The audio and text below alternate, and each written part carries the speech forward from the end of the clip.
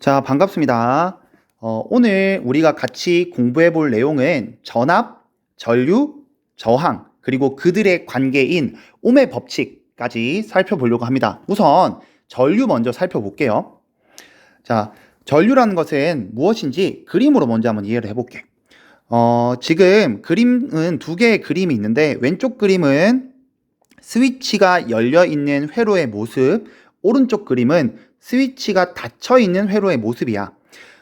도선에 지금 한 단면을 확대해서 보여주고 있는데 이 도선 안에는 당연히 잘 알다시피 원자 핵과 전자들이 있겠죠.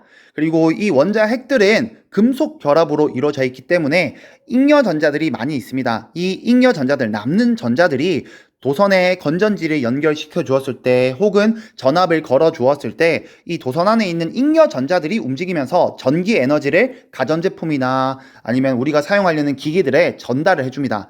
그래서 도선을 연결했을 때 이 안에서 실제로 움직이는 것들은 여기 그림에 보이는 전자고요. 도선 안에 있는 전자들을 특별하게 자유전자라고도 합니다.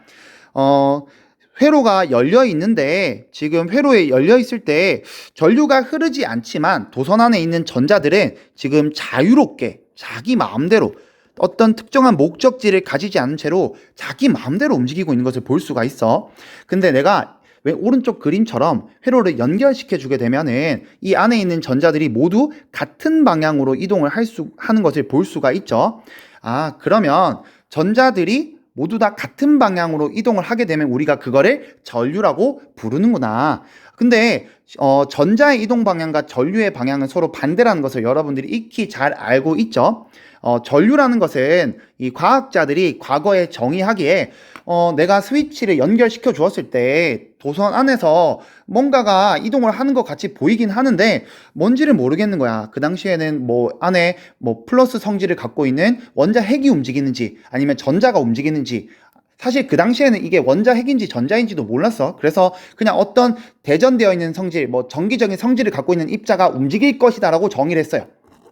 과거에는 그냥 대전되어 있는 어떤 입자가 움직일 것이다라고 정의를 했는데 그 중에서 플러스 성질을 갖고 있는 입자가 움직일 것이라고 정의를 했기 때문에 전류를 플러스 극에서 나와서 마이너스 극으로 들어간다라고 이미 정의를 해버렸어.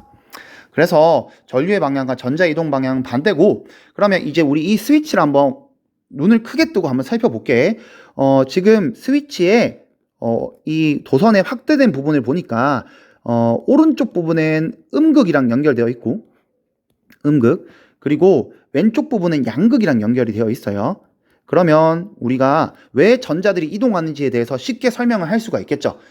음극이랑 연결되어 있으면은 안에 있는 전자들은 마이너스. 그러면 마이너스와 마이너스 사이에는 서로 청력이 작용을 하겠죠. 또 플러스와 마이너스가 있을 때는 서로 잡아당기는 인력이 작용을 하니까 도선 안에 있는 전자들이 스위치를 연결시켜 줬을 때 모든 전자들이 다 한꺼번에 빠르르 움직이는 겁니다. 자, 오케이. 그러면 전자들이 왜 이동을 하는지에 대해서는 우리가 알 것 같아. 자, 전류라는 것은 전하의 흐름이라고 정의를 하고요. 실제로는 이 도선 안에서는 전자들이 이동을 하죠. 자, 전류를 계속 흐르려면 음전하를 가진 전자를 지속적으로 움직이게 하는 장치인 건전지가 필요하고요. 전류가 흐르는 까닭은 전자가 전선을 따라 전지의 음극에서 양극으로 이동하며 전하를 운반하기 때문에 그렇습니다. 자, 전하를 운반한다고? 전하가 과연 뭘까? 자, 조금 이따 알려줄게. 자, 전류의 방향은 플러스 극에서 마이너스 극 방향이고요. 전자의 이동 방향과 반대입니다. 자, 전류의 세기를 정의할 때는 암페어란 단위를 사용을 하는데 읽어볼게. 일정 시간 동안 전선의 단면을 통과하는 전하의 양이라고 정의합니다. 자, 이게 무슨 말일까? 자, 도선이 이렇게 있다라고 할게. 도선이 있을 때 도선을 잘라보는 거야. 그러면 이거를 도선의 단면이라고 할 수 있겠지. 그러면 이제 여기서 눈을 크게 뜨고 도선을 연결시켜 주었을 때 이 단면을 통과하는 전자의 개수를 세리면은 그게 곧 전류입니다. 쌤, 그러면은 이 도선을 통과한 수많은 전자들, 이 도선을 통과한 수많은 전자들의 개수를 세리면 되는 거니까 전류라는 것을 정의할 때 일정 시간 동안에 전선의 단면을 통과한 전자 개수라고 정의를 하지 왜 굳이 전하의 양이란 거로 정의를 했느냐? 전자의 개수로 정의하면 사실 너무나 큰 단위이기 때문에 그렇습니다. 1암페어라는 것도 사실 굉장히 큰 단위인데 일반적으로 여러분들이 사용하는 휴대폰에서는 1암페어까지의 전류가 흐르지도 않습니다. 이거보다 훨씬 작은 단위의 전류가 흐르고요. 그래서 1암페어보다는 사실 미리암페어라는 단위를 더 많이 씁니다. 실제 우리가 전자기기에서는 미리암페어라는 단위를 많이 쓰고 1암페어를 어떻게 정의하냐? 1암페어라는 것은 1초라는 시간 동안에 1쿨롱의 전하가 통과를 하면은 1암페어라고 정의를 해. 쌤, 그러면 1쿨롱의 전하라는 것은 무엇입니까? 1쿨롱의 전하라는 것은 아까 선생님이 뭐라 그랬냐면 전자라는 것은 어떤 입자가 있을 때 이 입자가 대전이 되면 전기적인 성질을 띠게 되면은 이제 얘를 우리가 음전하라고 불러. 음전하. 근데 그 음전하들 중에서도 여러 종류가 있는데 여러분들이 그 중에서도 가장 많이 알고 있는 게 전자야. 제일 많이 알고 있는 게 전자고 이 전자는 음으로 대전이 돼 있어.